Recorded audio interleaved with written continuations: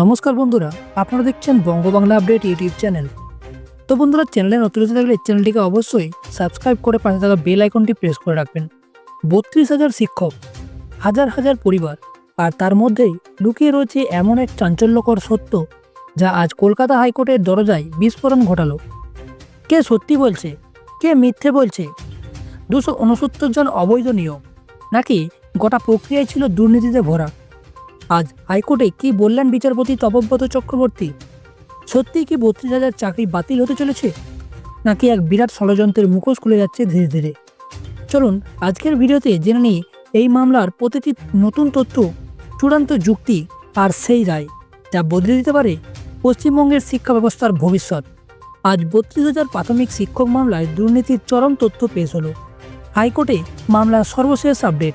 কলকাতা হাইকোর্টে ৩২,০০০ অপ্রশিক্ষিত প্রাথমিক শিক্ষকের চাকরি বাতিলের মামলা এক নতুন মোড় নিয়েছে। বিচারপতি তপব্রত চক্রবর্তীর ডিভিশন বেঞ্চে এই মামলার শুনানি চলছে, যেখানে মামলাকারীদের পক্ষে আইনজীবী বিকাশ রঞ্জন ভট্টাচার্য এবং চাকরিহারাদের পক্ষে আইনজীবী সাক্ষ্য সেন জোরালো সওয়াল করেছেন। এই মামলার সর্বশেষ পরিস্থিতি এবং প্রধান যুক্তিগুলি তুলে ধরা হলো। মামলার মূল বিষয় ছিল ৩২,০০০ প্রাথমিক শিক্ষকের নিয়োগ প্রক্রিয়া, যা নিয়ে দুর্নীতির অভিযোগ উঠেছে। মামলাকারীদের প্রধান অভিযোগ হলো নিয়োগ প্রক্রিয়ায় ব্যাপক দুর্নীতি এবং অনিয়ম হয়েছে। অন্যদিকে চাকরিহারাদের পক্ষের আইনজীবীরা এই অভিযোগ খণ্ডন করবার চেষ্টা করছেন। আইনজীবীদের সওয়াল সাক্ষ্য সেন, চাকরিহারাদের আইনজীবী, শুনানিতে বেশ কিছু গুরুত্বপূর্ণ তথ্য তুলে ধরেন।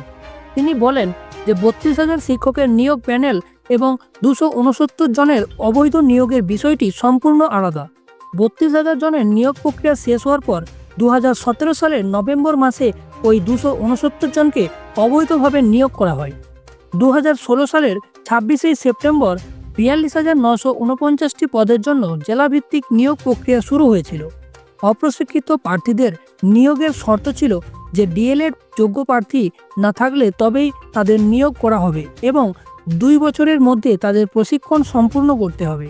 আইনজীবী সাক্ষ্য সেন আরও বলেন যে মামলাকারীরা ২০১৪ সালের প্রাথমিক টেট পরীক্ষায় দুর্নীতি, কেলেঙ্কারি এবং অনিয়মের অভিযোগ করেছেন, কিন্তু ৩৬,০০০ শিক্ষকের নিয়োগের সঙ্গে এই দুর্নীতির কোনো সরাসরি যোগসূত্র নেই। শুনানিতে ওয়াই প্রার্থী এবং অ্যাপটিটিউড টেস্ট নিয়েও আলোচনা হয়। সাক্ষ্য সেন স্পষ্ট করেন যে ওয়াই প্রার্থী বিষয়টি রোহন সিংয়ের আবেদনের সঙ্গে সম্পর্কিত একটি প্রযুক্তিগত ত্রুটি ছিল। এছাড়াও মামলাকারীরা অভিযোগ করছেন যে কোনো অ্যাপটিটিউড টেস্ট নেওয়া হয়নি, যা নিয়েও আদালতের সওয়াল জবাব চলে। আদালতের পর্যবেক্ষণ। বিচারপতি তপব্রত চক্রবর্তী পুরো বিষয়টি মন দিয়ে শোনেন এবং পর্যবেক্ষণ করেন যে দুর্নীতির অভিযোগ মূলত ২৬৯ জনের নিয়োগকে কেন্দ্র করে ৩২,০০০ শিক্ষকের নিয়োগ প্রক্রিয়াকে নয়। শুনানির সময় বিচারপতি আইনজীবীদের সওয়ালের ধরনের ওপরেও মন্তব্য করেন, যা মামলার গুরুত্ব বাড়িয়ে দিয়েছে। পরবর্তী শুনানি। এই মামলার পরবর্তী শুনানি আগামী ১১ই আগস্ট ২০২৫-এ ধার্য করা হয়েছে। ওই দিনেই হয়তো এই মামলার ভবিষ্যৎ নির্ধারিত হবে এবং ৩২,০০০ শিক্ষকের ভাগ্য নির্ধারণ হবে। তো এই বিষয়ে আপনাদের কি মতামত কমেন্ট করে অবশ্যই জানান।